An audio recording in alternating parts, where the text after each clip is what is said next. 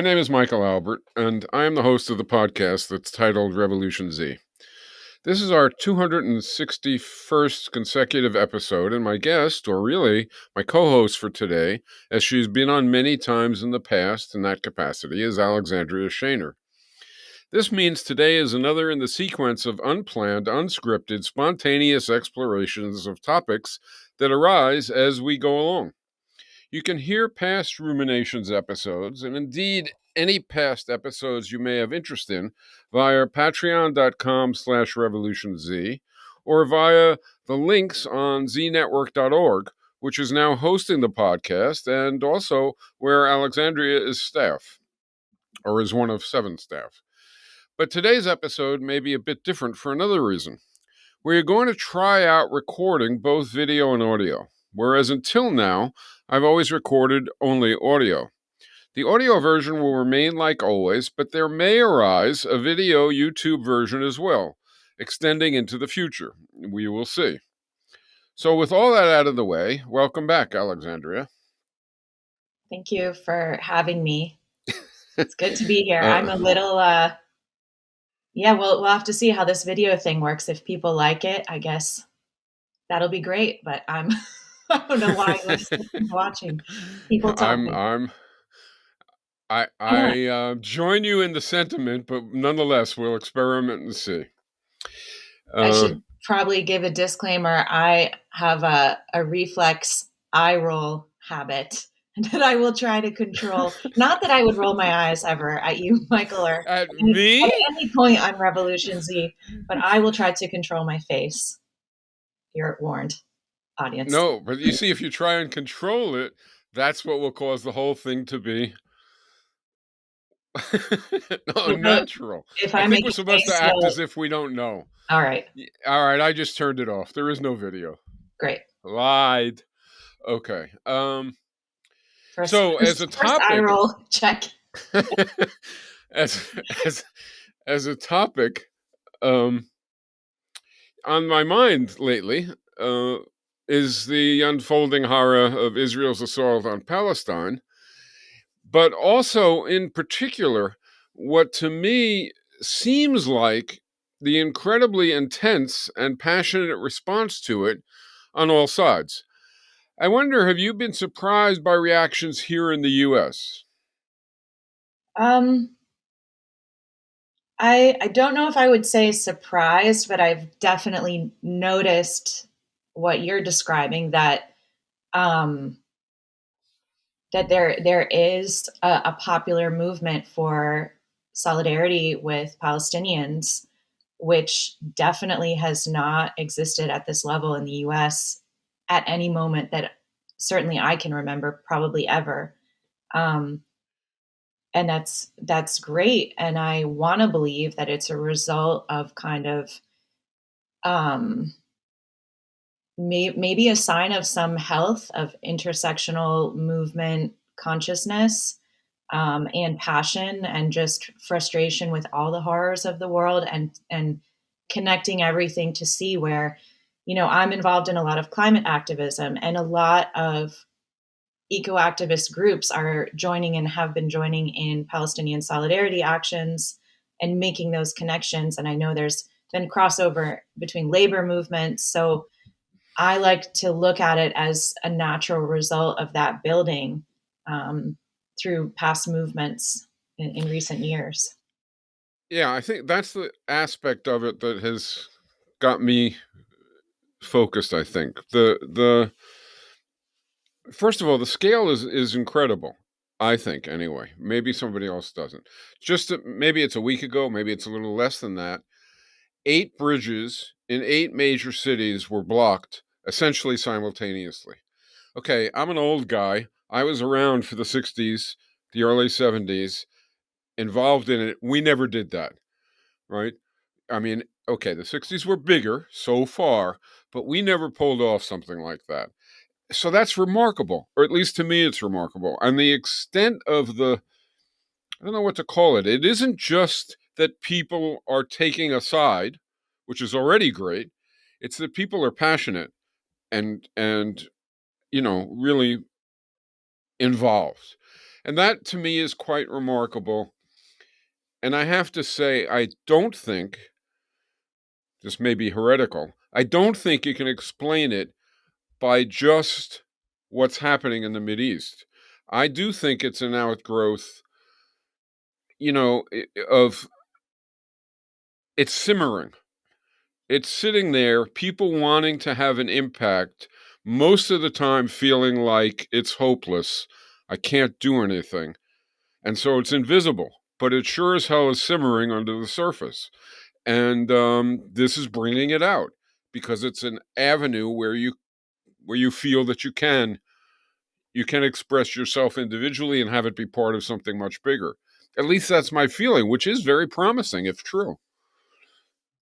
I think I think you're right. I agree with that, and I also think that you know whether it's even possible to celebrate something like this or just observe it, but this is a lot of people are saying this is like the most visible.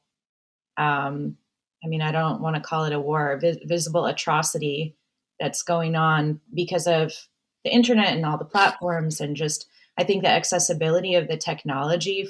Everyone, even in some of the poorest areas in the world, can get access to some kind of camera or smartphone.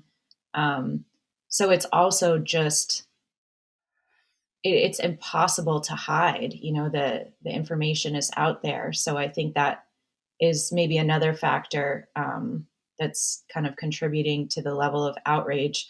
It cannot be hidden. In the U.S., especially when it comes to um, what goes on in Israel and Palestine, it's been hidden from us intentionally Yeah, for my entire lifetime. yeah. And I think that's also that action you mentioned, the closing of 8 bridges.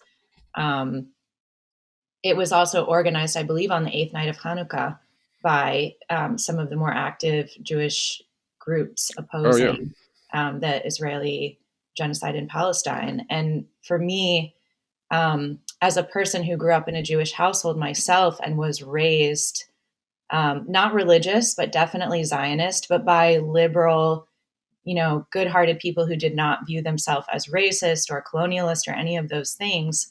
Um, I had to overcome through learning and unlearning to understand even what is the state of Israel.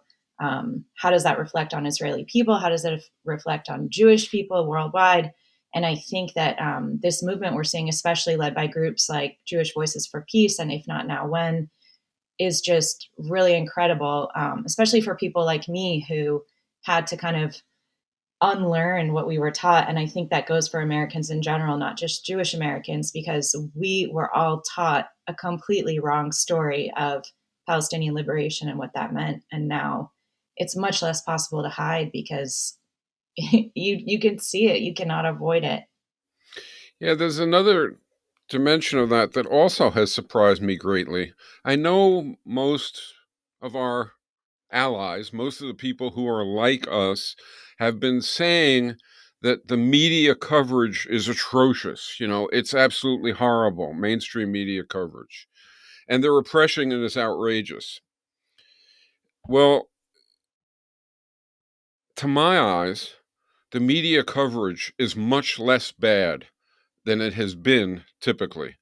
Um, the the media coverage of this, as compared to the media coverage of the invasion of Iraq or the prior '60s stuff, Vietnam, is vastly less um, exclusionary, and less lying.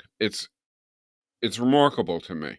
I mean, I'm not saying it's good. It's horrendous. It was a very low bar to be better than, but it's and I'm not saying either that it's a function of media motives. It's rather a function of what you're describing, the visibility.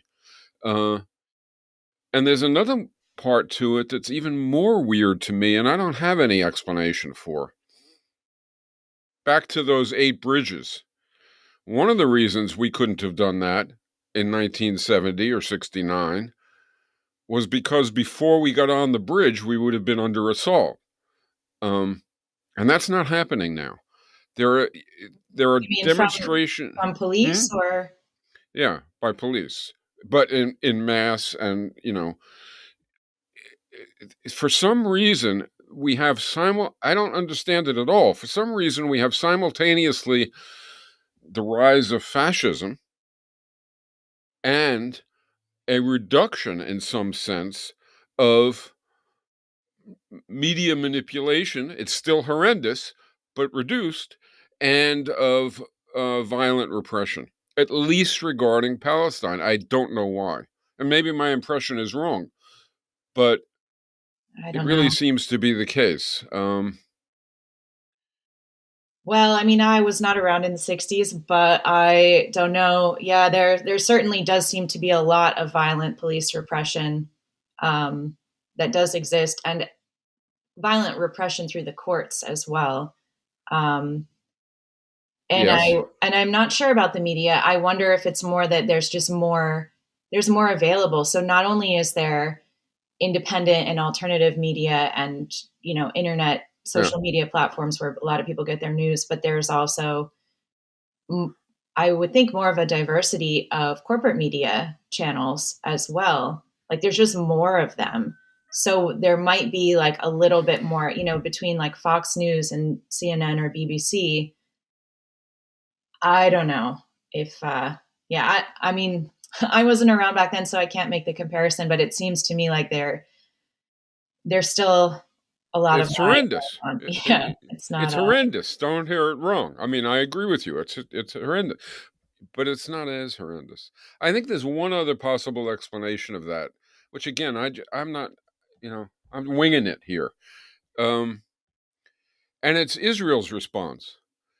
That is to say, when countries embark on horrific activities, and this certainly qualifies as that in spades, they generally try to hide it. They generally try and rationalize it.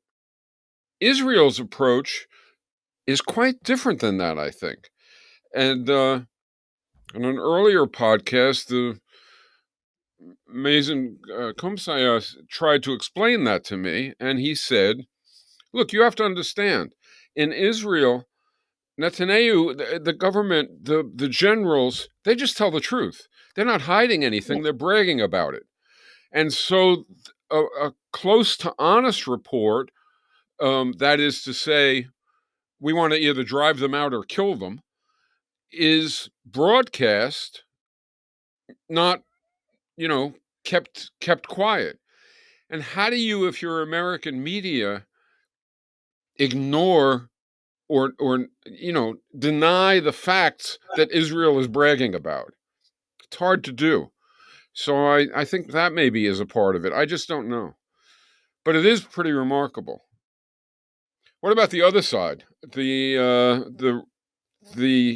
intensity and passion of the reaction against siding with Palestine of a particular sort, not so much the police in the streets, but rich donors pressuring universities, and administrations pressuring teachers and all the rest of that, which also seems to me to be somewhat unique. You know, Chomsky wasn't threatened with being fired during the Vietnam War.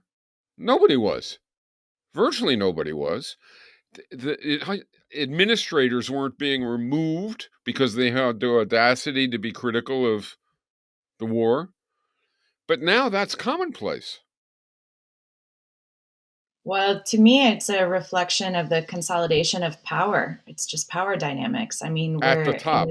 yeah, we're in a time, after since the time that you're talking about, we've had decades of neoliberalism, and it's just this is the result, um, to me at least, where Yeah, this just happen and does happen all the time. but it's so blatant now. Somebody says to Harvard, well, here's the thing, fire the damn president or I'm cutting off my $100 million donation. And it isn't done in closed doors. right? It No, isn't done behind the scenes. It's that's what right I out in the mean. open. It can't even be culturally celebrated. It, Yeah. it's, I mean, I keep going back to this neoliberalist capitalism, but like, it's not just an economic system, it's a culture.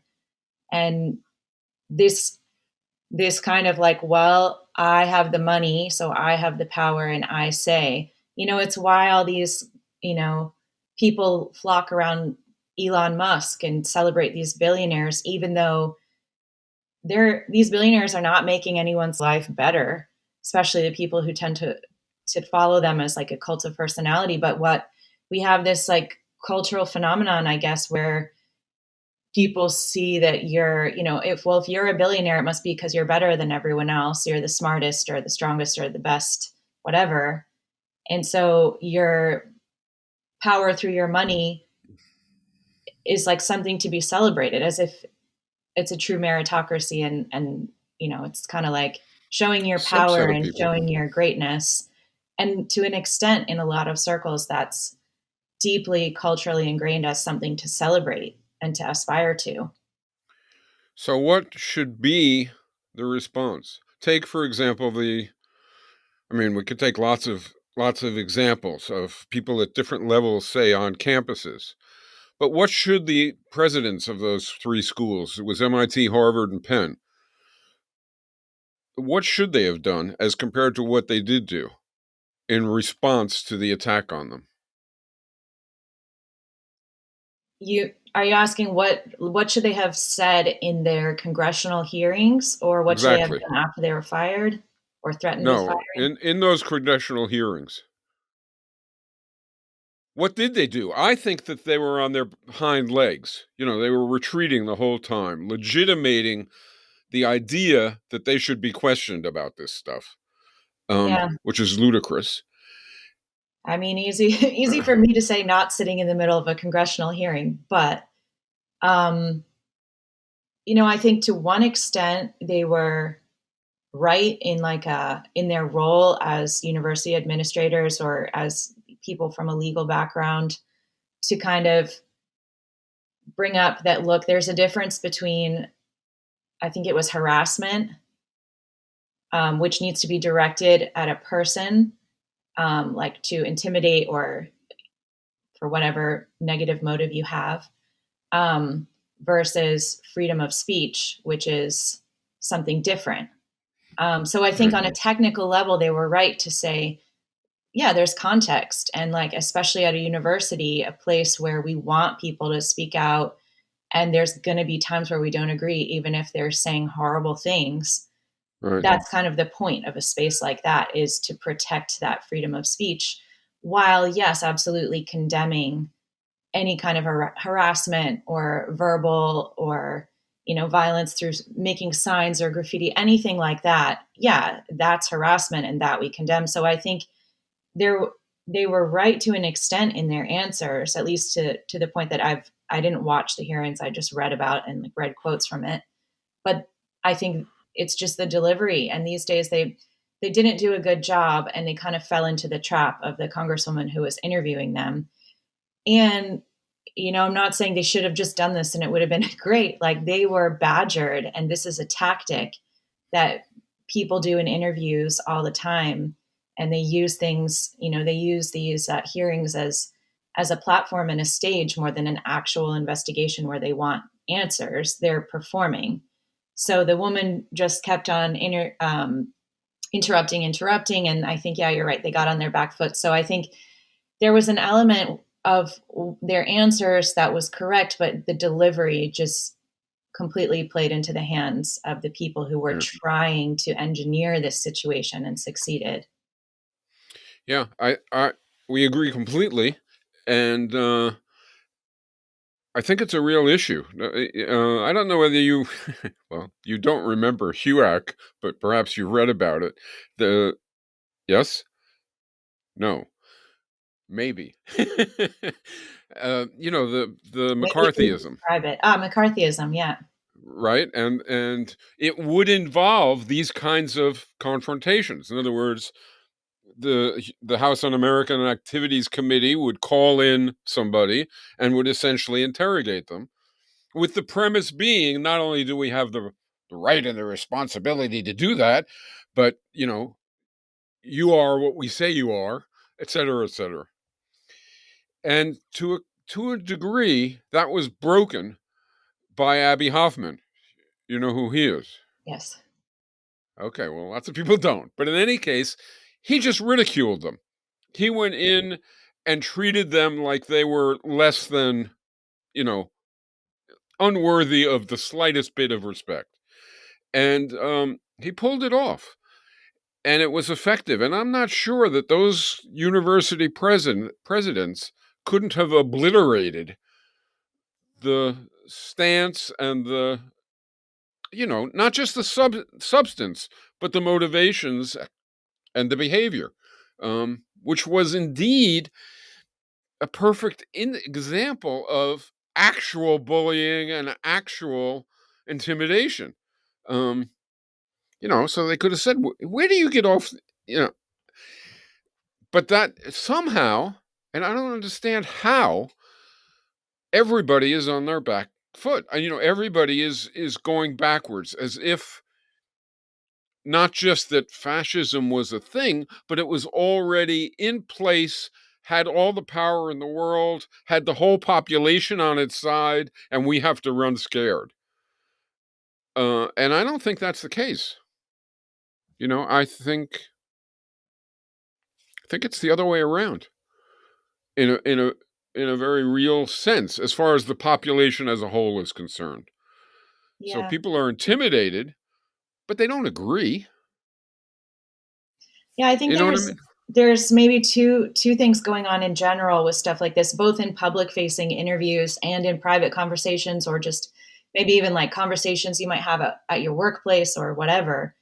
Um, where something like this happens, where you feel like you get put on the back foot by a twisted reality and a kind of um, yeah, like you're just being set up. And one aspect of this, I think, is just tactical and like something that maybe people can learn to an extent, um, as a skill, just in conversation, and especially in a Yeah, public facing conversation where the point is more what the audience hears. And that's kind of not to fall into that trap of just getting badgered and misled from what's the real issues we're talking about here, like getting entrapped into a conversation of legalese when what we're really talking about here is justice, which is, I yeah, think, what happened in those in that congressional hearing. Um, so the one thing is, it's just a tactic of not being trapped by that kind of behavior. And I think there's a few people that just pop into my head who do a really good job of not falling into it, and for two different reasons. So one is, I think people who are just naturally skilled in not caring so much what other people think, because they're so deeply comfortable with their understanding of power and justice and where their position comes from. I think Norman Finkelstein is someone who does an amazing job and has been recently in debates where, I'm not talking about what he says or his position on various things, but like someone can be interrupting and attacking him and throwing all kind of misleading questions, and he just keeps on what, his point, what he talks about. And that's something that maybe, people can just learn or not learn how to do in right, conversation. um, but the real like the better reason, and the better thing that maybe we can all focus on, that maybe is helpful in these situations, is to always bring it back to the values and kind of the bigger picture systemic connections, because that's really what we all need to be talking about in all these situations. And some other people, I think, who do a really great job at that, is, well, again, like coming from more of my experience in climate activism, I think Greta Thunberg has always done a really good job.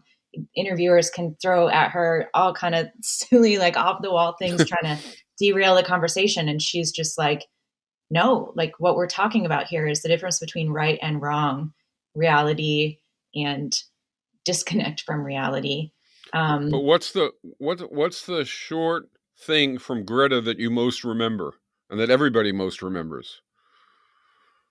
with I don't know, there's a lot that come to Blah mind. blah blah. Oh yeah, exactly. Like she just And took it that's what right I'm back talking to about. reality. Yeah. And I Right. think for all of us in any conversation we have, we don't need to be, someone with Chomsky or Finkelstein's memory ability or debate ability. We just need to be confident and secure in like the base of what we're talking about and try and bring it back there because that's where the truth lies.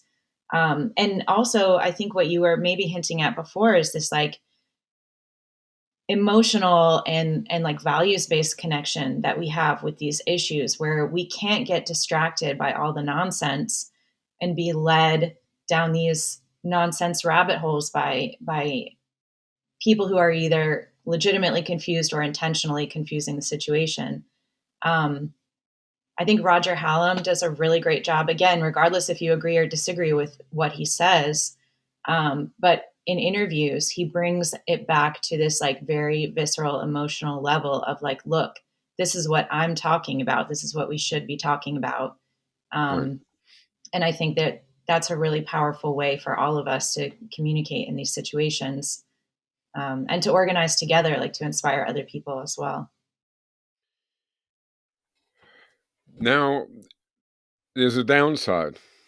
So, for instance, um, to doing it wrong, to doing what you're talking about and feeling confident and strong in it, there can also be a downside, I think. So, for example, one of the things that's been going on lately is pro Palestinian reactions to Bernie Sanders, um, which, when Sanders didn't come out for a ceasefire, he started getting attacked severely, pretty severely. So the same person who a week before would have said, "Oh, Bernie, man, decades of devotion and effort on the part of making the world a better place. I've learned from him, et cetera, et cetera." And then all of a sudden, it reverses. Um, Same thing happened with Noam during the election, Chomsky, where he says vote the lesser evil, and everybody thinks, not everybody, a subset of people think he's all of a sudden, a running dog for the liberals. And Bernie is a neoliberal, just another guy. And so the same question arises. What's going wrong in those cases, if you think something is going wrong? And maybe what's the antidote?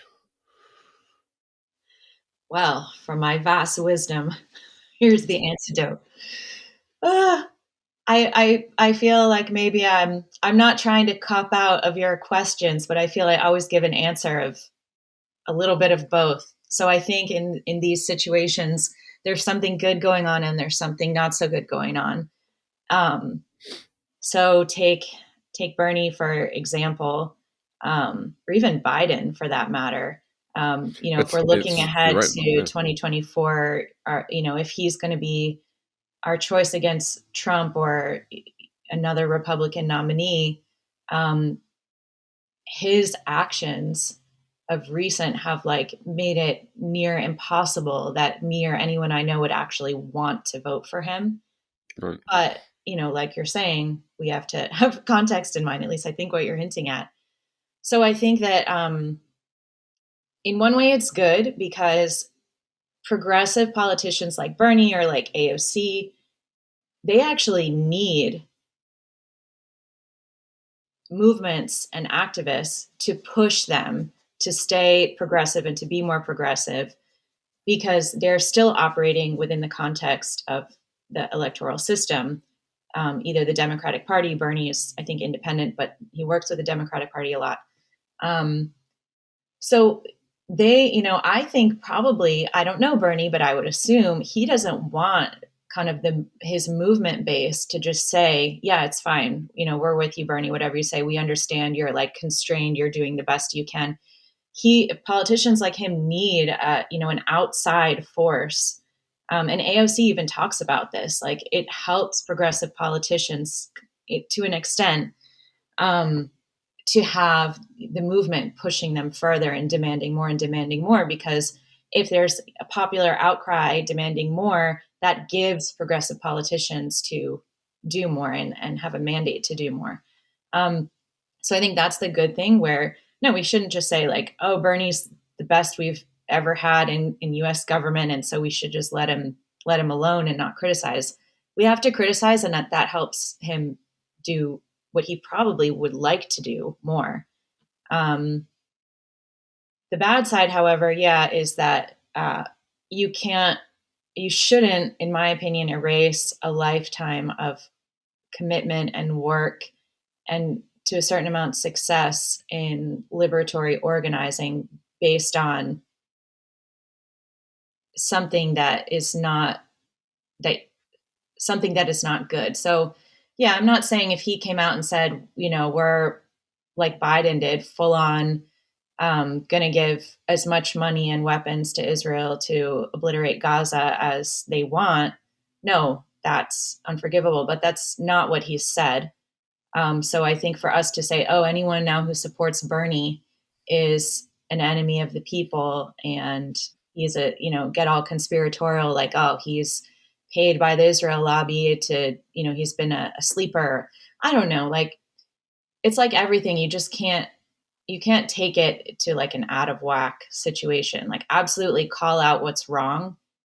That's important and necessary, but don't, I don't know, don't go too far in to the point where It's you're no longer strategic and you're hurting your own movement.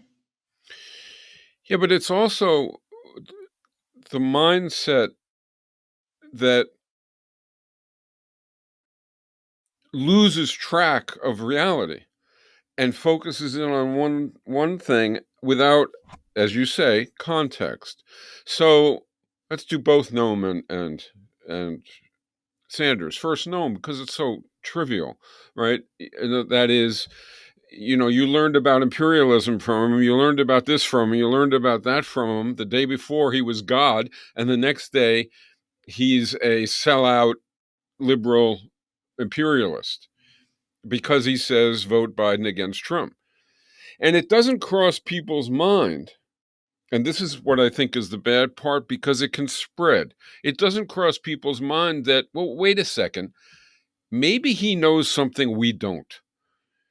Just maybe. It's possible. And so I should maybe reserve judgment a little bit, jumping from one thing to the denial of 50 years worth of things.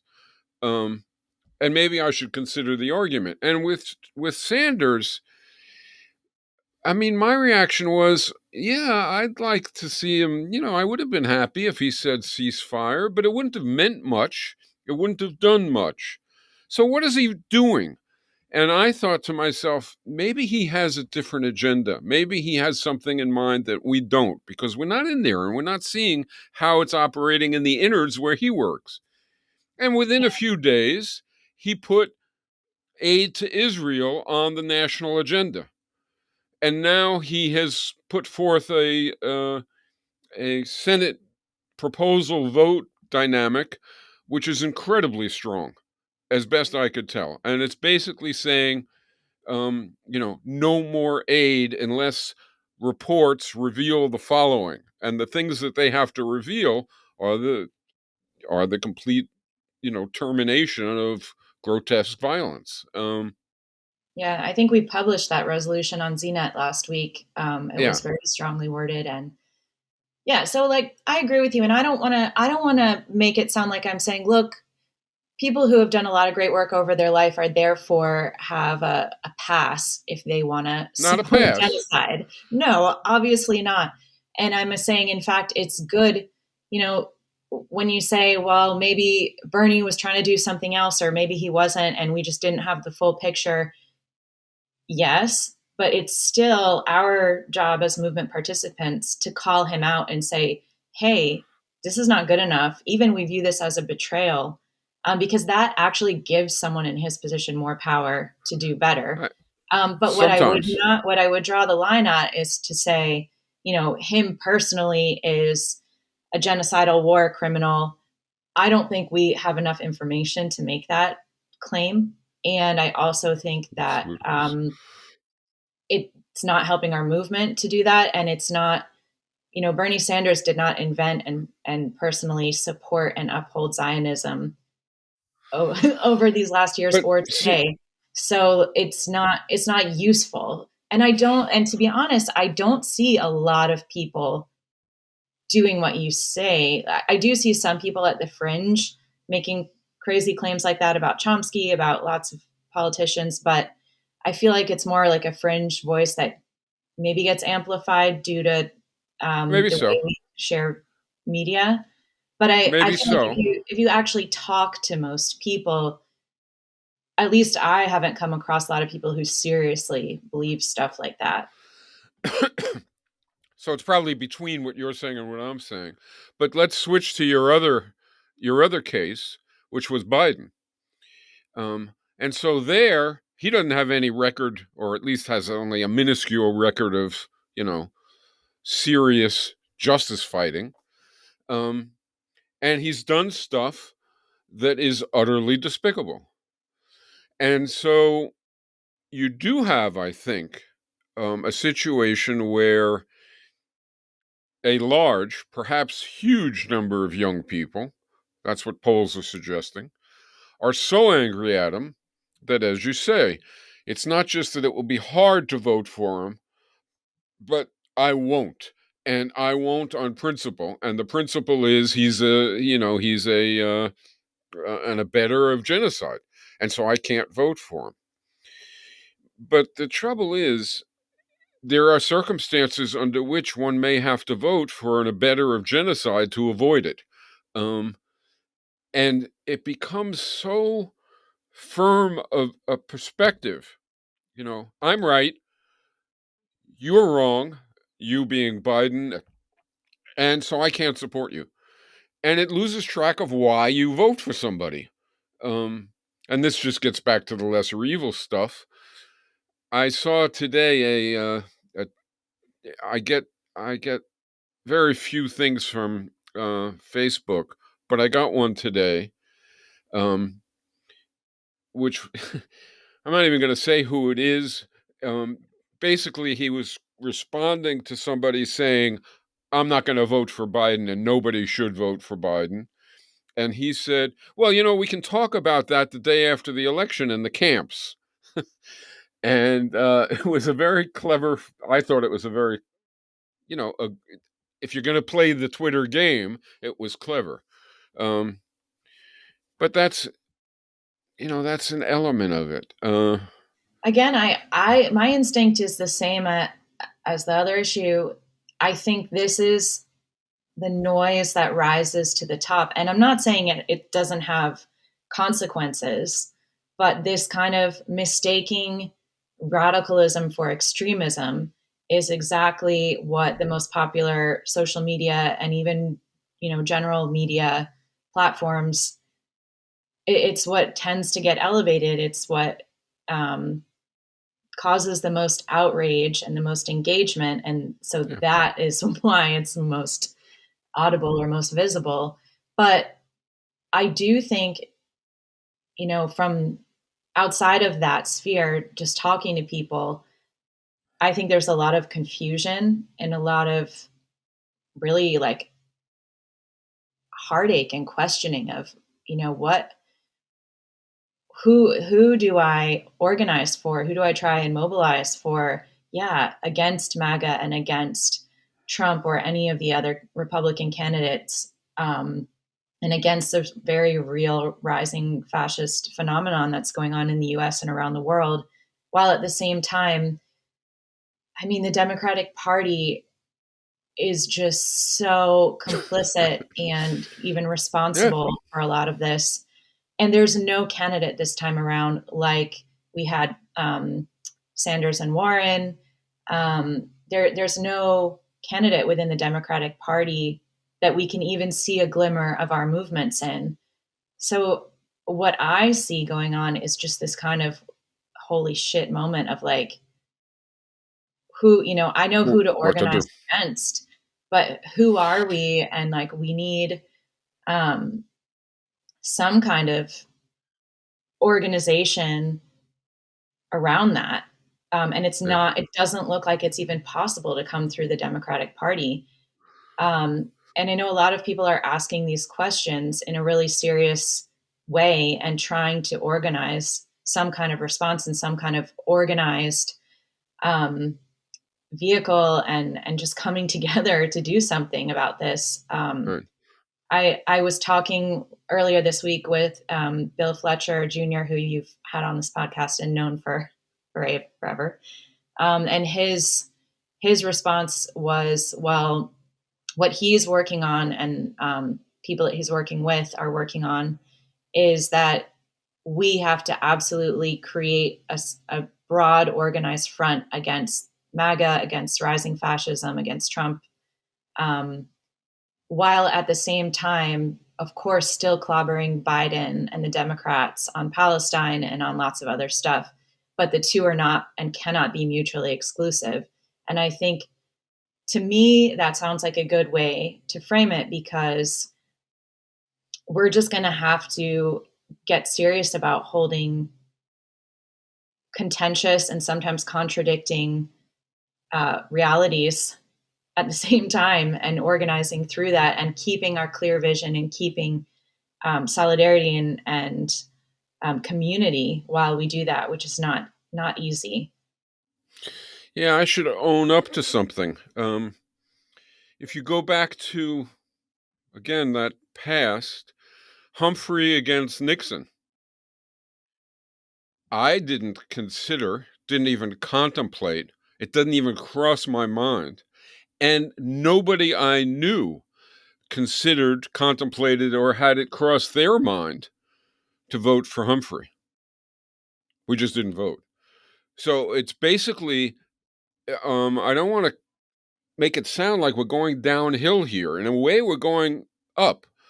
That is, the left in those days, it wasn't even an issue, right? It didn't arise. I mean, maybe it did for Noam, I don't know, or for Howard Zinn or somebody. Maybe they thought, okay, we should hold our nose and vote for Humphrey, but not me, and not people I knew.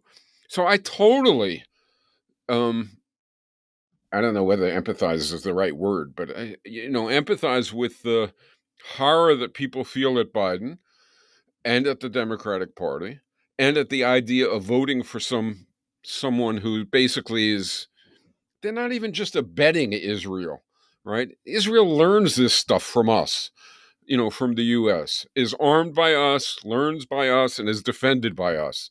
So how are we less culpable?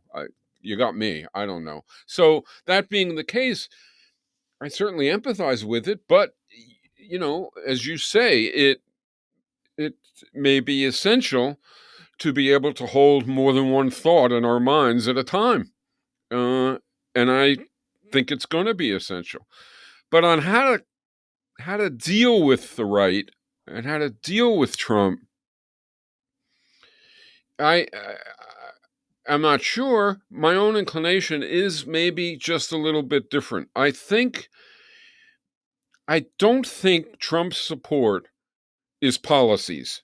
I don't think it's reasoned. I don't think it's based on evidence. I think it's based on, he's my guy. I'm on that team. It, and why? Because, and this is the sad part to me, if I'm right, because I get a sense of efficacy from MAGA. I get a sense of participation from MAGA. I even get support from other MAGA people. We're like a community. We see each other. We're positive about each. We're not attacking each other. We're trying to change the world, et cetera, et cetera.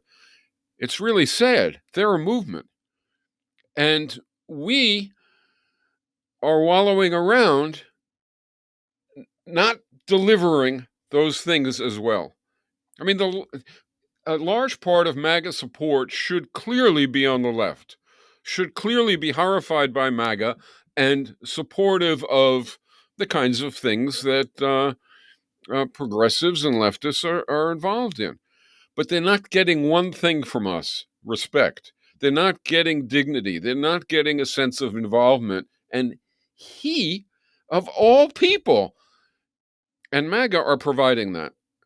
And so somehow it seems to me that just like, Abby Hoffman had to ridicule HUAC to show what it was, somehow progressives have to stop sort of elevating fascism and destroy it by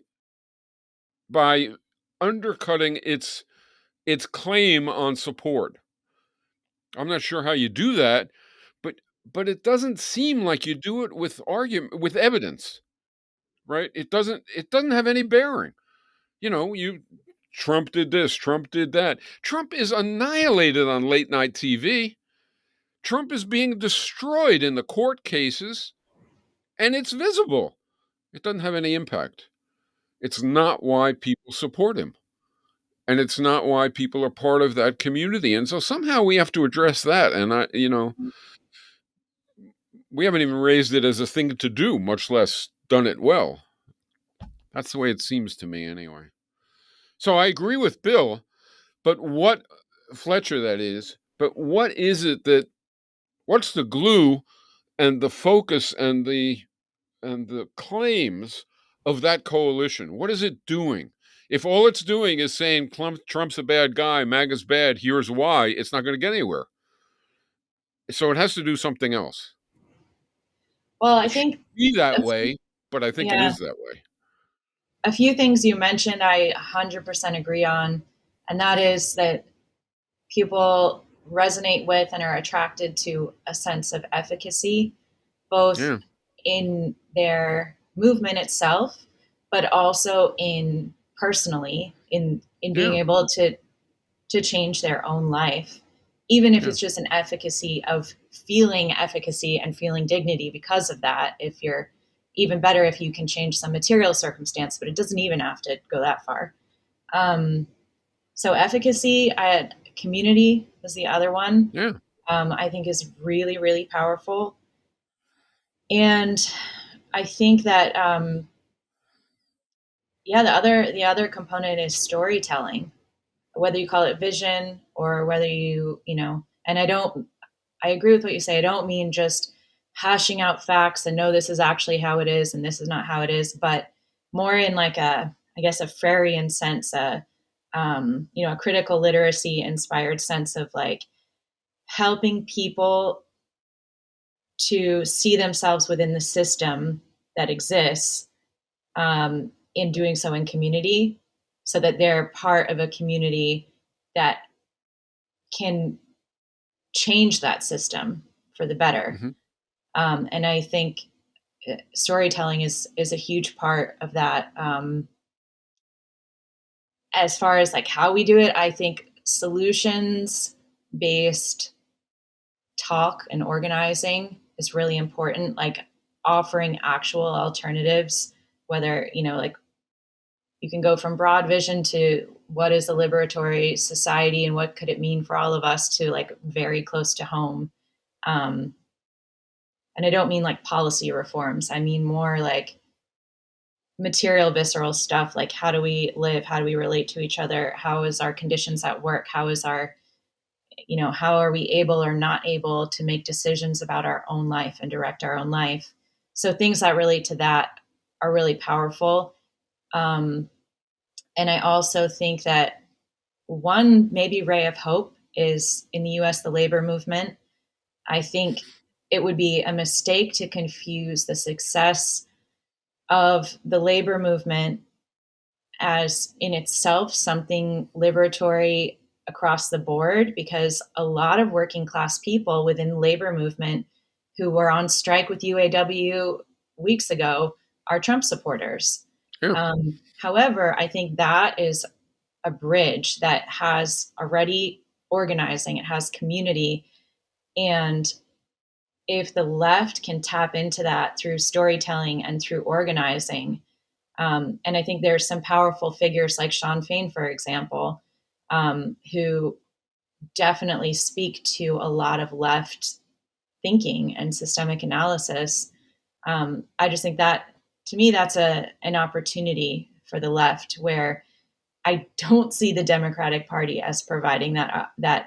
that as like an organizing vehicle at this point, and it doesn't even speak to the working class and to lots of constituencies that we need to be speaking to or with. Um, but I do think the labor movement is a big opportunity. And then, of course, as always, grassroots, community based, very close to home organizing that can and should have a liberatory outlook, and can help people make those connections.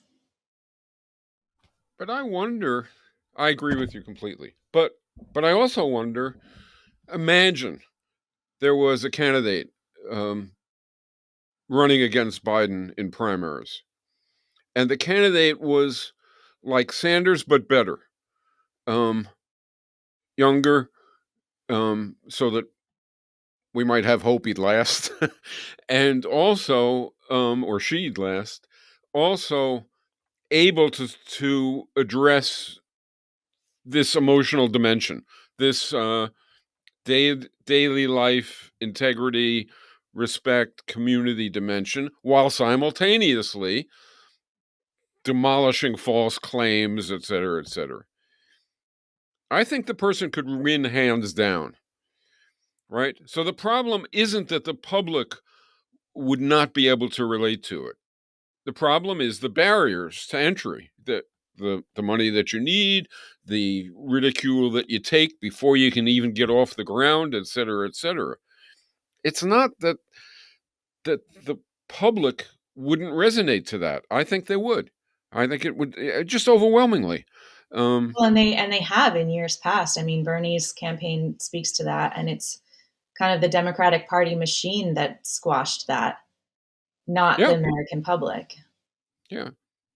Well, partly Sanders did get hurt in those southern primaries, but the oddness of it was that it was partly the black vote in the southern primaries, and that didn't have to happen. That could have been, um, to say the least, avoided by a candidate doing some things differently than Bernie did. And you know, I still have hopes. I mean, most people think I'm crazy. I have hopes for AOC. She seems to me to be somebody who uh, understands dealing with popular culture and is not intimidated by it, and probably can't be intimidated by it. Um, but that's off in the future, I guess, although I don't know why. I mean, it's another example. Why do these college presidents give in to, the pressure? Why do all the Democrats, with very few exceptions, ignore polls and give in to some internal pressure? Um, I don't fully understand. I mean, one answer is, well, they're all really sellouts, and the positive stuff is just rhetoric.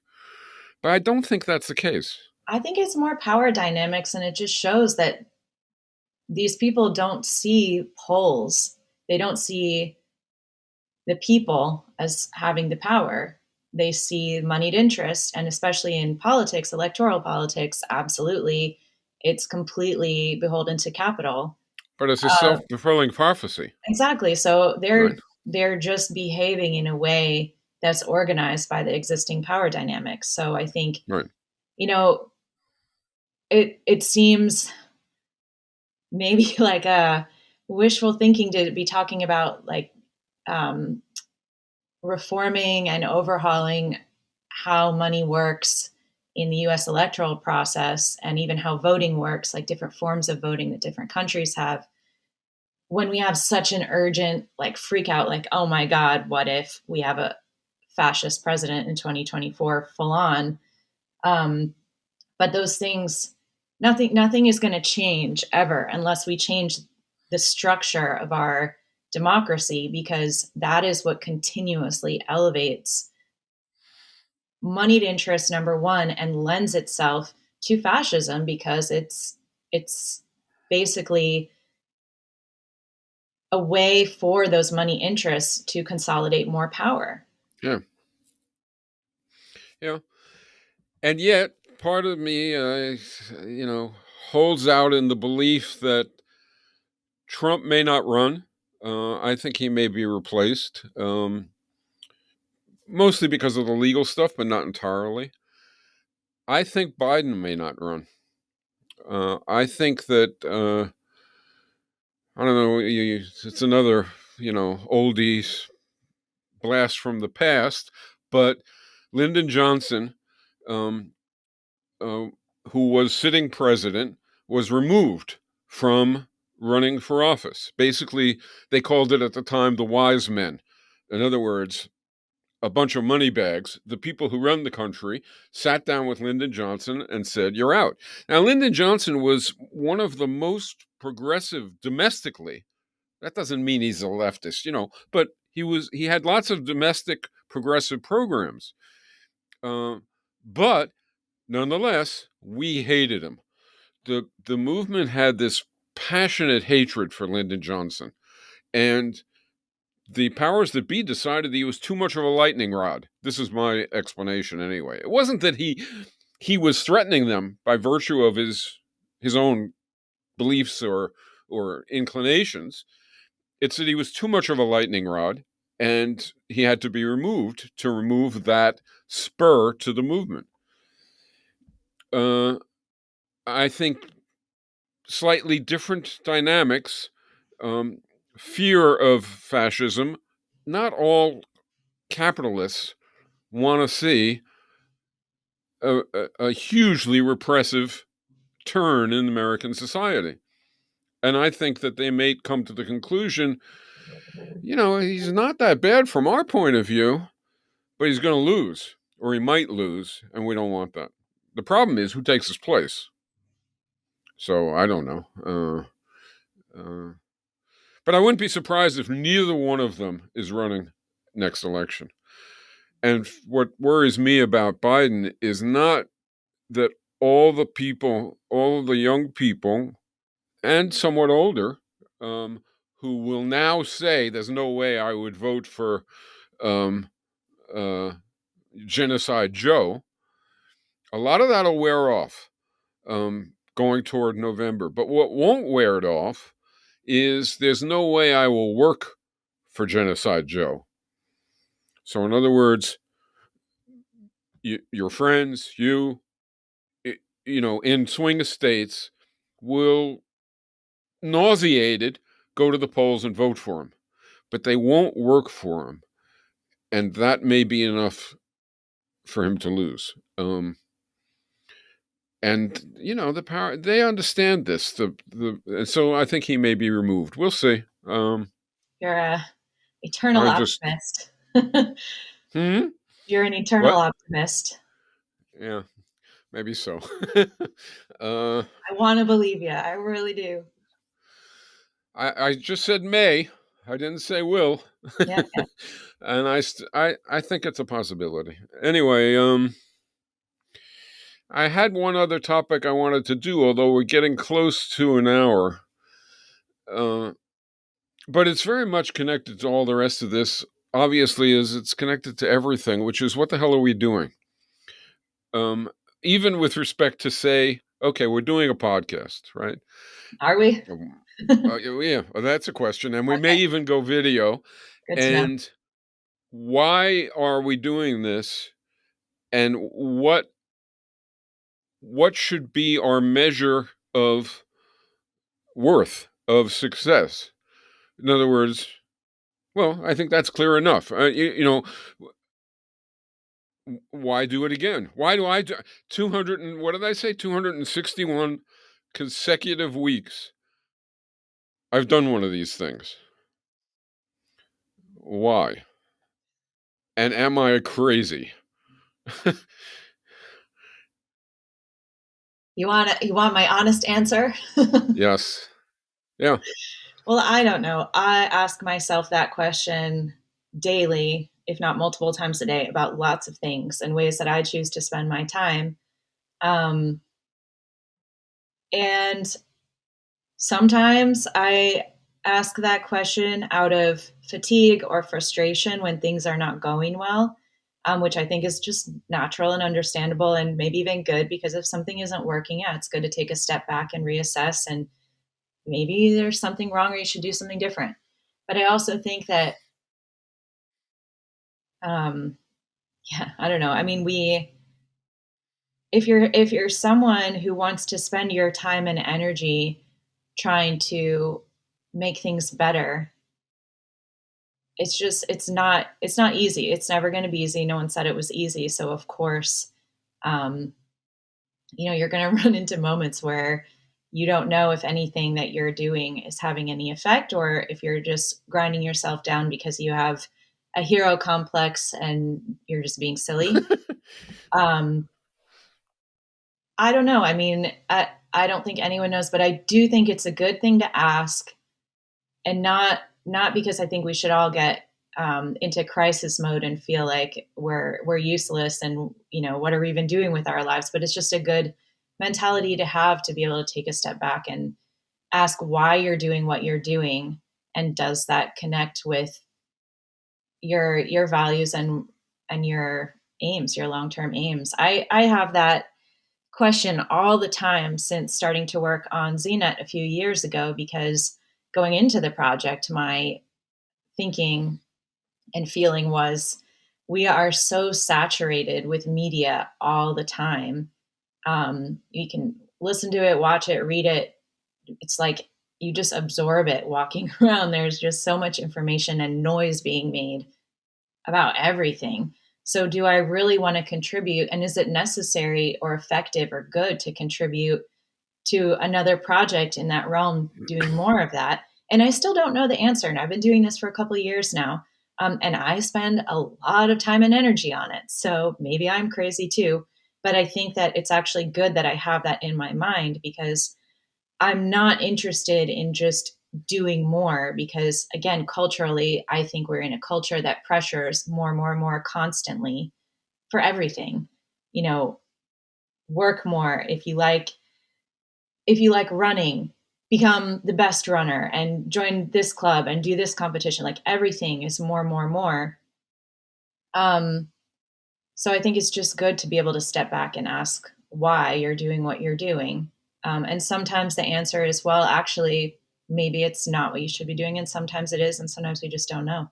Like Yeah, I can't really offer much more than sometimes it's, well, I've been doing it, so I'll keep doing it. that. Because if I Exactly. stop doing it, I was an idiot before. Yeah. Does that mean And I've wasted time, or yeah, looked a fool and said things that now I think are maybe not true? And yeah, it's all it's possible. tough.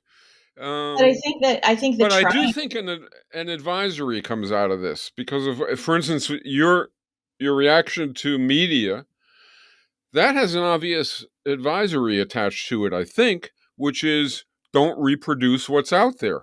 Yeah. Don't reproduce what there's an abundance of, even if it would be successful, right? So, in other words, you know, Z, for example, or Revolution Z, should not do things, like you said, to please the audience, that would please the audience and that would grow, instead of things that will challenge, that may make a difference, that instead of being redundant and changing nobody's mind about anything, might actually lead to some new insights. So that should be, the sort of emphasis. I That's think my feeling anyway. And but I there's have also, another. All right, go ahead. Go just ahead. just to add on to that point, I think there's a community aspect, which we've been talking, and everyone talks about the importance of community. It's also, to an extent, if we're trying to be strategic and ask ourselves why we're doing what we're doing, and even particularly in producing left media, I I really am committed to this idea, and feel deeply that I have no interest in competing with other similar projects out there, or any other projects out there. Um, and that doesn't mean that I don't want what I do and what we do at Z to be really, really good, or even like the best of doing what it does. But it means that I'm rejecting this need to compete. And instead, I want to do something different, or something that's not being done, or something that supports good work that others are doing. And it's really more of a mindset that then shifts your strategy and what the outcomes are. Um, so again, it maybe sounds vague, but I think it's really key. And it builds community, because we're not trying to compete within the sphere of left media. And, you're not trying to compete in the sphere of podcasting or anyone who's organizing anything. If you're looking at it from a different mindset of how can this build the wider community of the bigger goals of our project of creating a Right. better world. But there's still a moment or an element that can yield depression and why am I doing this? Okay, so if I'm doing this to have the kind of effect that you're describing, which I think is the right or a really desirable reason for doing things, and I'm doing a podcast or I'm doing a media apparatus like Z, what if the audience is small? What if I think the audience I is small. come, huh? I What think the if I, audience is small. right? If I, you know, my partner for decades did theater, and she used to do, and it was incredible. And it had those same motives. And so sometimes she'd come home from an evening of putting on a play that she directed, wrote, and acted in, and others acted in, and she'd be depressed because there would have been 10 or 15 people. And I had to sort of say something. I mean, what do you say? And the only thing I could ever come up with was, yeah, but maybe Rosa Luxemburg was sitting in the audience. And you could have performed that thing for 1,000 people, and it would have meant nothing, maybe. You could have performed it for 10 people and changed history. And you don't know. And so sometimes it worked. Sometimes it didn't work as far as her mood. Yeah. But I do think it's true. And the thing I quote all the time, which comes from Rosa Luxemburg, you lose, you lose, you lose, you win, also bears on it. And yet, I don't think it's enough. In other words,